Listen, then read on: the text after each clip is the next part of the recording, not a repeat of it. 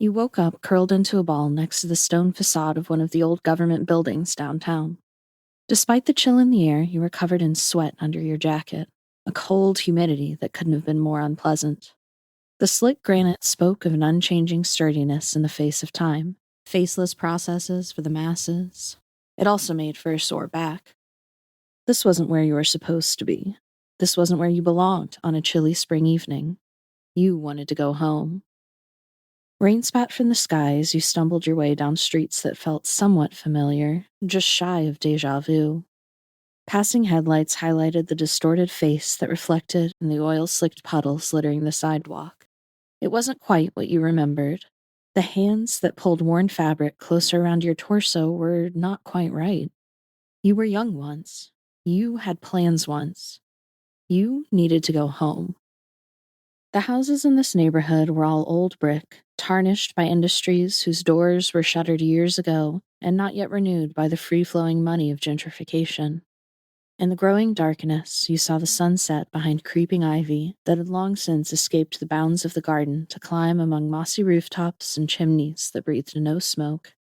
Time had passed these houses by and touched each of them.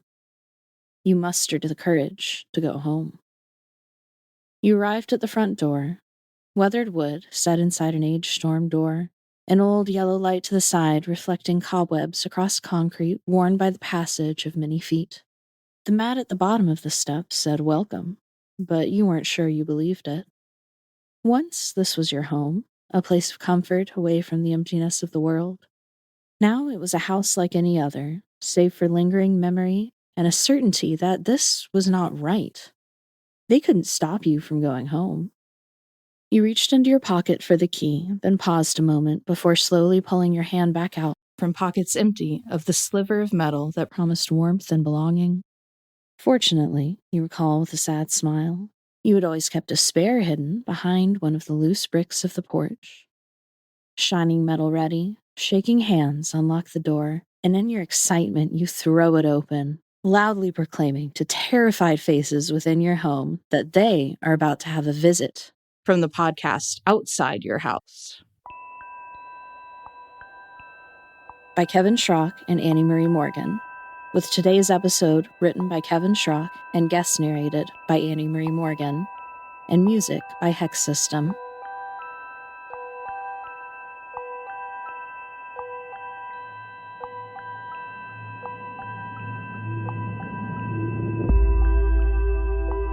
Season 3, Episode 8. As within, so without.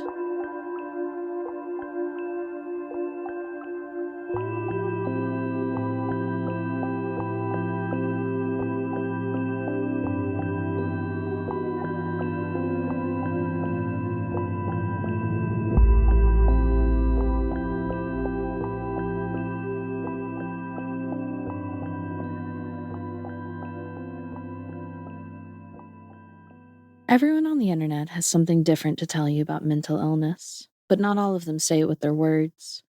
Pristine teenagers in sterile beige houses lecture you about your eating habits. Anonymous activists preach in defense of brand-name lifestyles that cater to their self-proclaimed diagnoses. Armchair psychologists run blogs that can link you to dozens of surveys that will disclose all the ways your relationship struggles, your impassioned interests, and your zodiac sign mean that you are different, special, and unique. Just like this post, subscribe, and share yourself with your friends. That 32-year-old lady making perfectly shaped muffins to scratch a mental itch on YouTube does not have an OCD diagnosis. I would know. Last Tuesday, the air in my bedroom smelled a bit off, a little mustier than usual, a certain tang in the wind from the carefully dusted air vent in my compact one-room apartment. The scent drove me out of bed at 4 a.m., where I proceeded to scorch the inside of my mouth with an entire glass of mouthwash. I haven't been back into that room for 3 days. Life for those of us with serious mental illnesses is not something that the general public really wants to know much about. Sure, every once in a while there's a low-budget YouTube documentary that focuses on some of the interesting cases. Multiple personality disorder, schizophrenic hallucinations, and of course anyone that's gone around committing murders. But for those of us who wash our hands more than 26, but never more than 35 times a day on a religious basis, we simply don't rise to the level of getting our own shows. Frankly, I prefer it that way. I don't need other people prying into my life. My apartment is organized exactly how I want it to be, and any sort of guests would bring the risk of dirt, illness, and the nastiness of the outdoors into the one place I can stay safe from the horror show that is the outside world. This also has the side effect of keeping my weekends completely free from distractions. My Saturday schedule is extremely precise, and I couldn't make myself divert from it even if I wanted to. I wake up at the same time every day. I wash up in the same order every day, left to right, top to bottom. I place the same order for groceries that I do every week. No contact delivery has been a blessing. And I settle into my desk chair to continue my remote gig work employment that affords me my rent until the grocery delivery arrives. I cannot explain to you how important it is that I stick to this schedule. It's this pre-organized plan that lets me push back against the ever-looming sense of doom that lives in the back of my own head, telling me that if I miss one spot in my morning shower, a lethal fungus will take root there, or that if I order new brands of food, I'll find myself spending hours over the toilet as my stomach rebels. I know full well that this makes no sense. Logically, millions of other people do these things every day without issues. Why would I be any different? But telling myself that doesn't help. It just sets me into a spiral as that dark and sick part in the back of my brain tells the logical part, are you sure you would be safe? Wouldn't it be easier to just go quickly wash up again, to be certain? And when your own brain is fighting against you, well, I end up showering again, multiple times, several days out of the week. This Saturday was different. I woke up huddled in a ball on my couch, careful to remain only on the left side as I tried to stretch away the ache of long hours spent hunched over the bright light of a screen. The glow of the monitor still lingered in my vision, despite the curtains being drawn tight to keep the rest of the apartment in thick darkness. My mouth felt dry and my stomach churned uneasily. Something felt wrong, like my skin was crawling just beneath the surface. At first, I thought it was the usual panic, the misstep in my routine, the change in sleeping location forming a splintering crack in my perfect schedule. But then the sharp tang in the air hit me again. This time, it was worse. The faint odor I had noticed on Tuesday had grown stronger, thicker, more unbearable. It clung to the walls like oily sweat pooling stagnantly in the corners. My breath caught in my throat. I stood up slowly, my legs unsteady. I did a full inventory before I let myself take another step. I checked the position of the kitchen chairs, the table legs, and the trash can lid. I even counted across the tiles on the floor, searching for deviations and imperfections. But everything was where it was supposed to be. Nothing looked wrong, and that somehow made it worse. The smell had no source. No spill, no rot, no obvious failure I could remedy with bleach and repetition. I scurried away toward the far corner of my room and covered my mouth with my shirt before finally allowing myself to gasp another breath of that tepid, foul air before breaking into a coughing fit as the inhalation revealed a raw soreness in the back of my throat that had definitely not been present last night.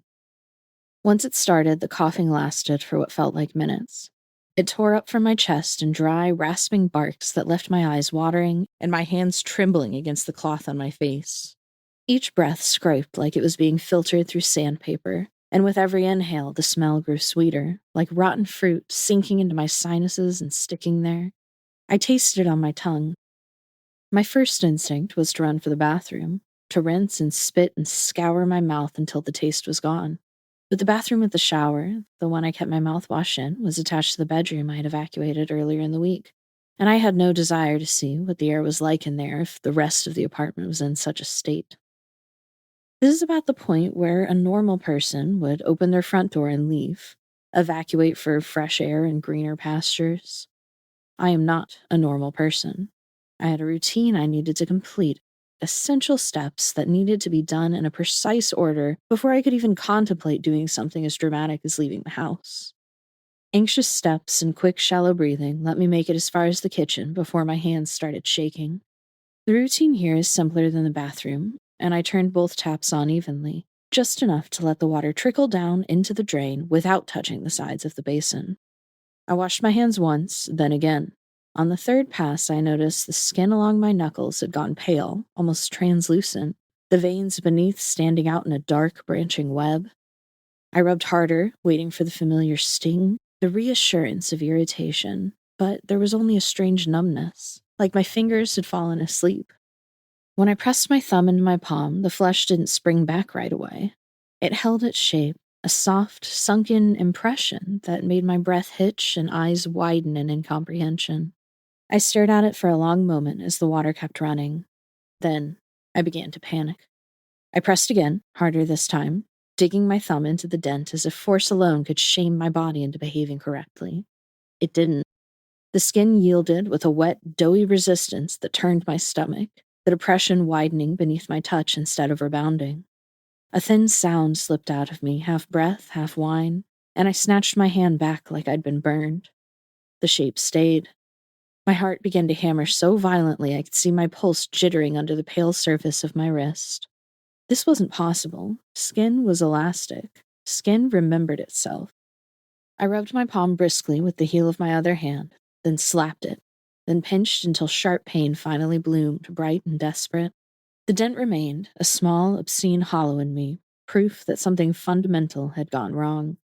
My breathing broke apart into short, choking gasps as heat crawled up my neck and behind my eyes. I scrubbed my hands together under the running water again and again and again until they were slick and raw, until the sink filled with steam and the sweet rot in the air felt merged with the humid spray and soaked the front of my shirt, and my brain, that dark, primal, diseased part of my brain, whispered to me that no amount of pressure was going to fix this, that I was permanently marked, that I was being disfigured, and that I had to do something, anything, to hold it off, to make it stop. The smell was everywhere now, not just in the air, inside me. Every breath felt like it dragged something sticky down into my lungs, something that didn't belong there and didn't intend to leave. One moment, my throat burned, raw and swollen, then it numbed, then burned again. I swallowed painfully and felt the motion hesitate on the way down, like my body had to think about whether it wanted to accept it. I turned the taps off. That was a mistake. The silence roared in my ears. Without the steady rush of water to anchor me, I became painfully aware of the other, unplanned sounds I tried so hard to drown out during the day. The screeching of tires on city streets, the buzz of thousands of people all talking to each other, and the low beat of the music played by rude, inconsiderate assholes who just could never shut up. I covered my ears with my hands, trying to block the outside world, to keep its loud and disorderly mess out of my head. But then I became aware of something much more persistent and much more uneven. The sounds coming from the inside of my own chest. A wet crackle on the inhale, a faint whistle on the exhale. I pressed my hand flat against my sternum and felt something shift, grinding sluggishly under my palm like settling mud. This was the point where I should have called someone. A normal person would have reached out to friends, to family, but I had learned years ago that calling someone always managed to mean hospitals. Fluorescent corridors that never felt clean no matter how hard they scrubbed. Vinyl chairs slick with other people's sweat. The sour sting of antiseptic barely masking the deeper smells underneath. Blood, sickness, decay. It meant strangers in paper gowns asking ever so sincerely why my hands were raw, and why I wouldn't eat their horrifically intermingled and unsanitary food, and what medications I take, and if I have a psychologist. And then my mom would start rambling about me, spilling everything that was personal, that was mine, out for the whole disgusting building to see, with her too loud voice and faux concern. And shaking in fury and fear, I stood there with my phone in my hand. Its screen lit my fingers in a sickly blue that made the veins look swollen and unclean through thin skin that was probably already halfway to infection. All I could think about was the triage desk, the clipboard passed from hand to hand, the way they would make me sit and wait and wait and wait while something inside me settled and spread. My thumb hovered over the emergency number, trembling, but my stomach clenched hard enough to steal my breath. I couldn't do it. I couldn't step into a place where nothing stayed sterile, where routines were broken on purpose, where they would cut and probe and my mom would tell me to just trust them. I let the screen go dark once again, hiding the divot, the rotten imperfection I had dug into the back of my hand. I couldn't go on like this. I couldn't let myself think about infection, Couldn't let my mind convince me of the horrible idea that was taking root, that the smell had made its way inside my body, molding away my flesh from the inside. No, I'd get rid of these delusions by getting rid of the smell. If the smell had a home, a birthplace, it would be in the bedroom. The sealed, abandoned space I'd once spent 90% of my time in, now left to fester untouched for days. That was where it had all started. That was where it had been allowed to grow. The thought landed in my mind with a sort of hysterical certainty. This thing couldn't be inside me yet. The divot wasn't that bad, not really. The smell was something environmental, external. All the damage so far was cosmetic, fixable.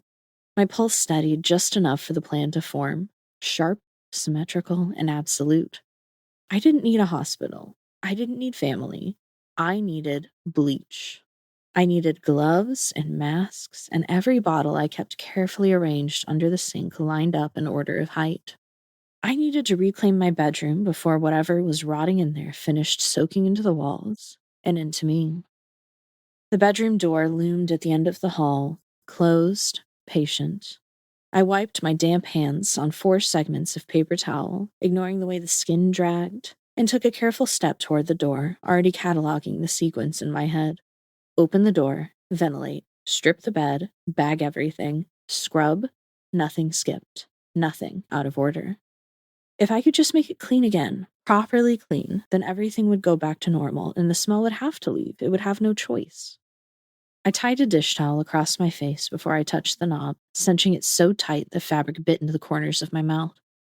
The door opened inward with a soft, swollen creak, and the smell rolled out in a warm, intimate wave that felt almost affectionate as it wrapped around my head and lingered in the pit on the back of my hand, which tightly gripped the doorknob.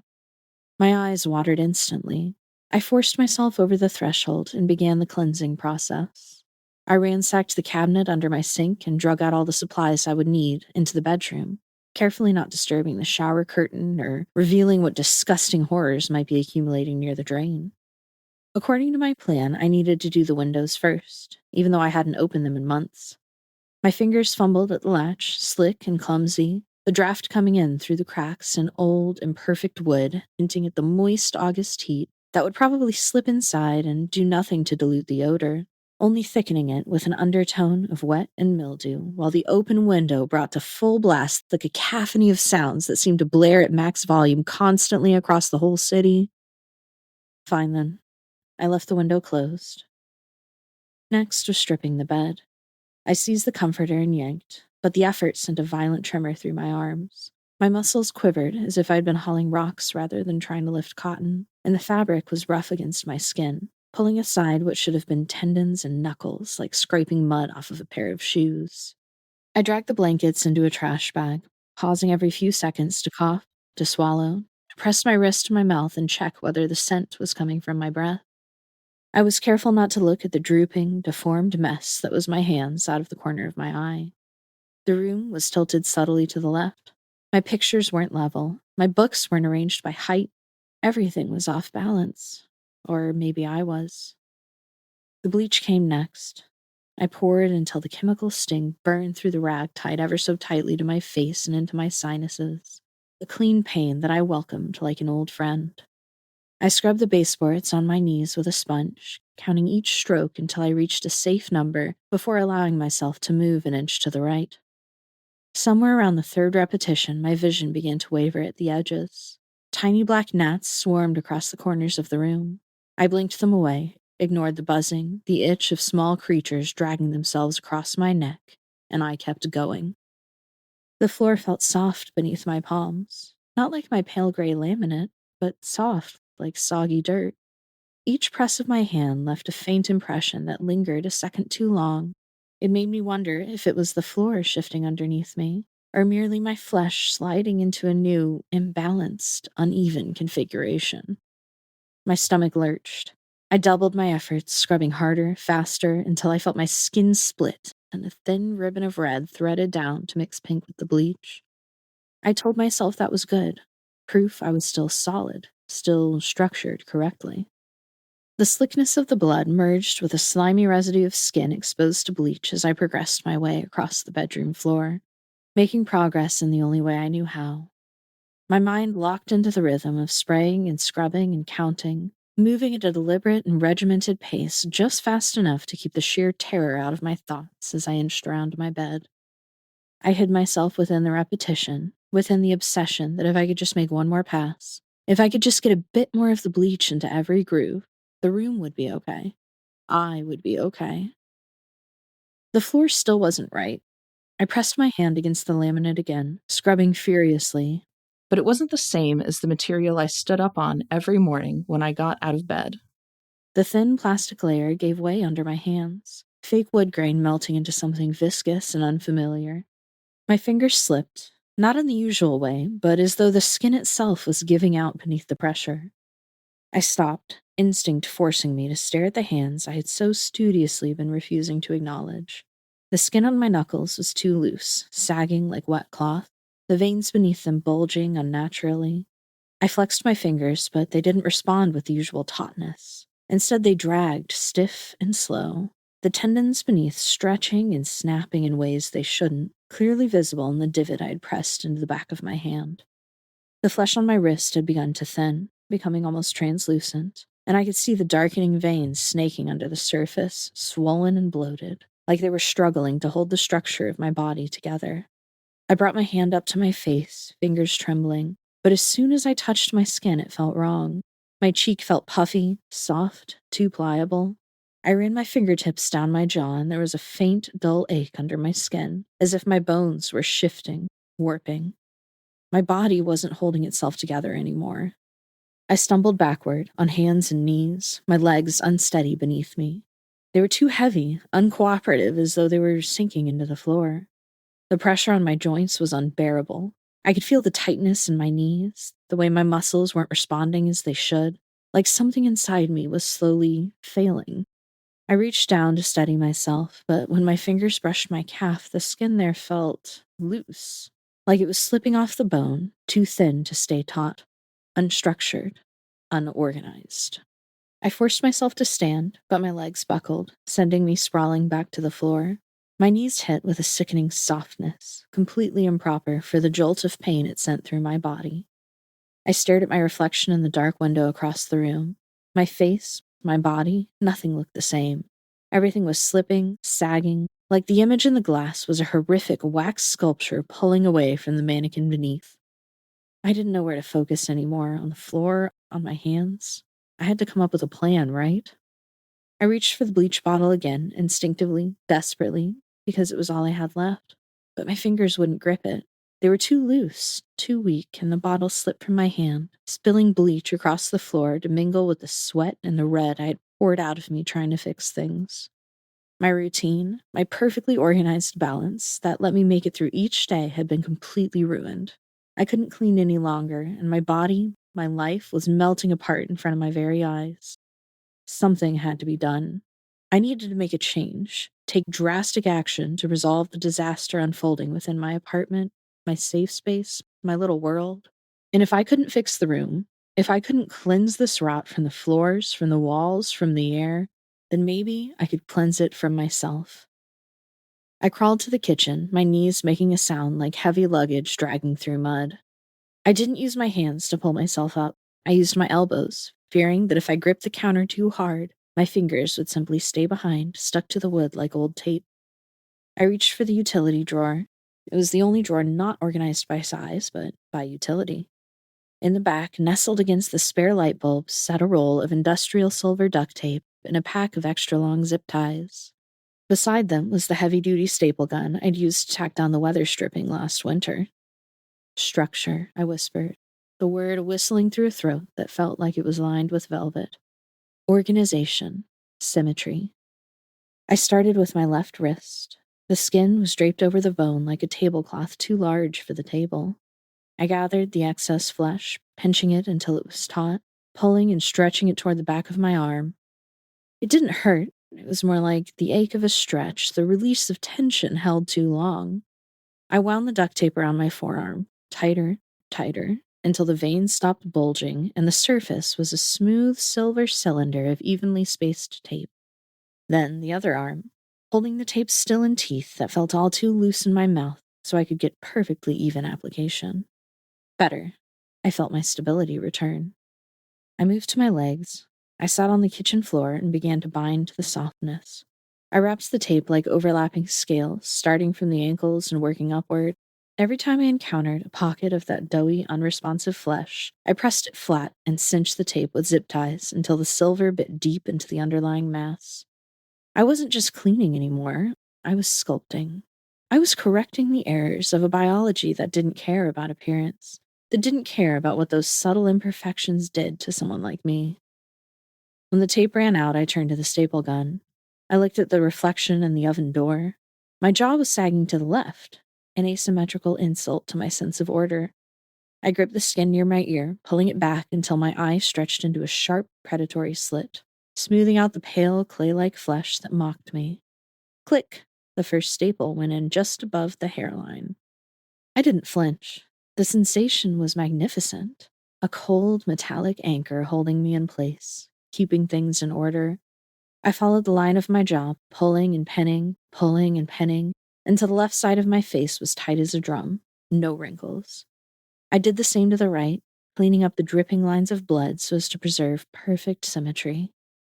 Next was my face, the mouth that other people, that my mom always expected to smile, to say cheerful lies, and breathe the same contaminated, polluted air that they expelled from their lungs. Click, click, click. The staple gun brought me together, matching me to what the world demanded of me, making me functional. My work all done, my artistry complete, I stood up. I was no longer a melting thing of uneven flesh and blood. I was a construction, a series of rigid lines and silver surfaces perfectly aligned to my purpose. Evenly spaced and organized, I felt firm. I felt curated. The smell was still there, circulating in my apartment, but it didn't matter now. It couldn't get in through the tape, and the infection and rot within me couldn't escape through the staples. I walked to the mirror in the hallway, my gait precise and rhythmic. The sound of my taped legs rubbing together was the most beautiful music I had ever heard. It was the sound of something machined to be precision perfect. It was the sound of someone who had finally taken responsibility for their own health, for their own maintenance. I looked at myself. I looked incredible. My skin didn't sag, my face didn't droop. I was a masterpiece of symmetrical geometry. Then there was a knock at the door. Not the hurried shuffle of a delivery, not the bored nasal call of someone eager to leave. 3 familiar knocks, evenly spaced, patient. My heart, structured, reinforced, secure, stuttered once. "Sweetheart," the voice came gently through the wood. "It's Mom."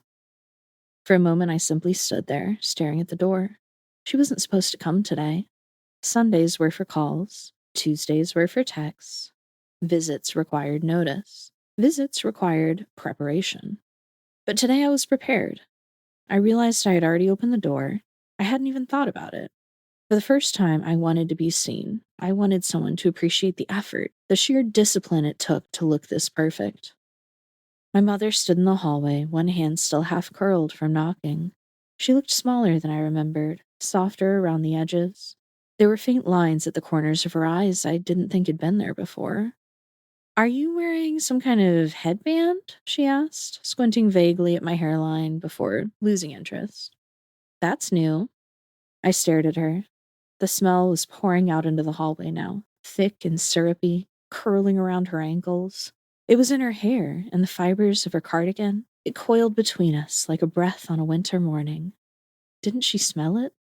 She stepped past me without hesitation, walking straight into the apartment I had tried so desperately to purify.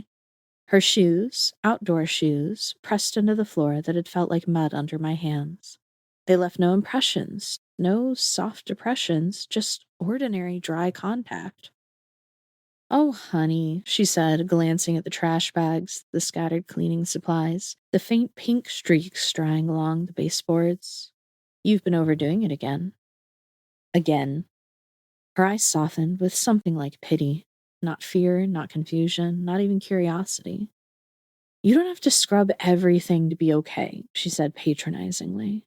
"It's just anxiety. You always think something terrible is happening." Just anxiety.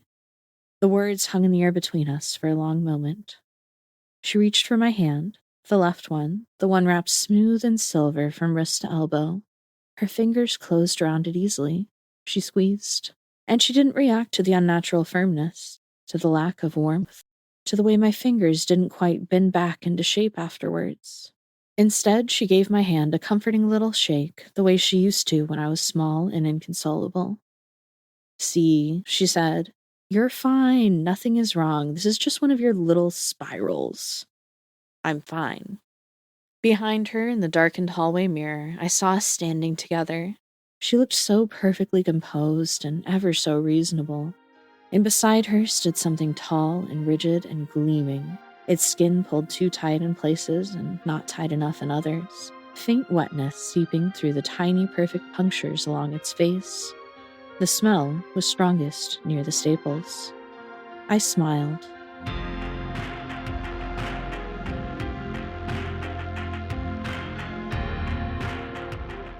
Thank you for tuning into this episode of the podcast Outside Your House. To hear every tale of terror as they are released, subscribe to our show on your podcast app or on YouTube, or follow us on Instagram, Tumblr, and Blue Sky. And until next time, remember that no matter what they tell you, it's who you are on the inside that counts.